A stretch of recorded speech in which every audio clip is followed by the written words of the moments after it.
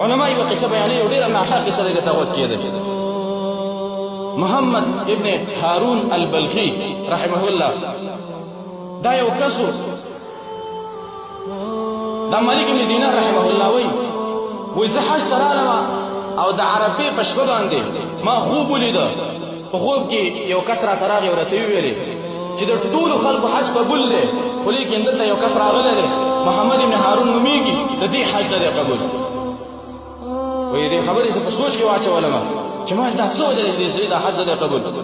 وایي ما د دې خلکو نه تپوس وکړو چې د خراسان د علاقې د بلخ یو سړی دی او د هغې حج نه دی قبول. ما دا څه وجه ده؟ وایي د خلکو راته راوښوده چې نه هغه دا منځونه چې کوي دا ډېره دعاګانې کوي چې دا دی. وایي زه خو هله رالم چې کله سلام وګرځو مخې ته وله رالم سلام یې په واچو. وایي ما ته داسې ویلې چې آیا تا خو داسې خوب نه دی لیدلی چې زما حج نه دی قبول شوی؟ هو دغسې خوب مې لیدلی دی. وایي زه دا په ژړا شم. وایي ویلې چې 40 کاله کېږي چې زه دلته د حج له راځم او هر کال یو سړی خوب ویني چې د محمد بن هارون حج نه دی قبول. وایي ما ویل چې دا وجه څه ده دا ستا حج ولې نه قبلېږي؟ وایي بیا راته قصه شروع کړه. وایي ما به شراب څښل، په روژه او په غیر روژه کې ما شراب څښل، په رمضان کې وایي ما شراب وڅښل. مور مې وایي تنور ګرم کړی د ډوډۍ دپاره.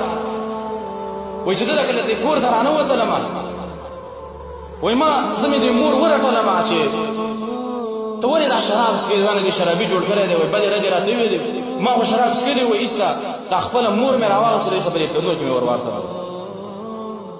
وایي چې کله مې ورواړتله وایي زه خو په اوښ کې نه ملاړم قدر ویده شوم.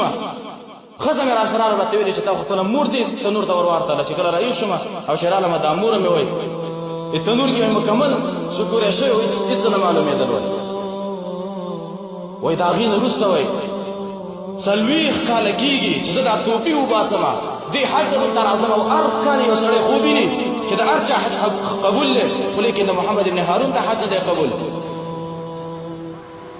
وایي دا مالک ابن دینار وایي دا سړی زما ډېر بدي چې زه ځم دې پاڅېدلم لاړم چې ته دونه ظالم یې، خپله مور دې سوې ده. وایي د هغې نه وروسته زه لاړم او چې کله شپه شو خوب مې ولیده. په خوب کې راته داسې ویلی شو چې د ټولو حاجیانو حج قبول شو. ما چې حتی محمد بن هارون وایي حتی محمد بن هارون د محمد بن هارون حج او توبه قبوله شو. 40 کاله بعد ګوره 40 کاله د دا توبې ویستلې دې حجونو ته راغی هلې دا توبه قبوله شوه. وایي دا وایي زه زر راپاڅېدلم ما ویل چې دې سړي ته زه زیری ورکړم. وایي چې کله رالم وایي فوجدته دا مې منده لمونځ یې کوو. وایي چې کله مې ته زیری ورکړ وایي وقت مات دا سړی سته مړ شو. په اسلام کې وایي دې سړي له بیا مرګ راغی او توبې قبوله شوه ده. وایي نو زموږ ورونو توبې ایستل پکار دي. ګوره یو سړي نه به داسې یوه ګناه شوي دا به د ځان نه خبر نه وي، د ده به توبې نه قبلېږي.